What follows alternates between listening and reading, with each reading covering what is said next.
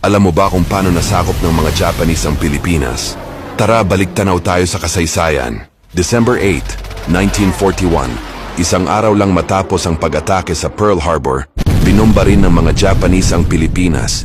Nabigla ang depensa, kahit nasa Pilipinas si General Douglas MacArthur bilang pinuno ng USAFE.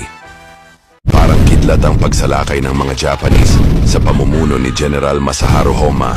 Sumugod mula Hilaga, inatake ang Luzon, Visayas at Mindanao. Di nagtagal, January 2, 1942, bumagsak ang Maynila.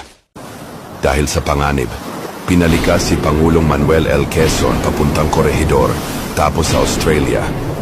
Si MacArthur, pinatakas din ni Roosevelt. Doon niya binitawan ang sikat na linyang I shall return.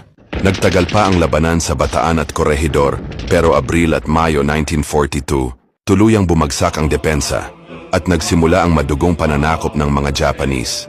Nagtagumpay man ang Japanese sa simula, pero babawi rin ang mga Pilipino.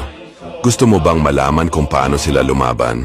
I-like at i-follow mo na to para sa susunod na kwento ng kasaysayan.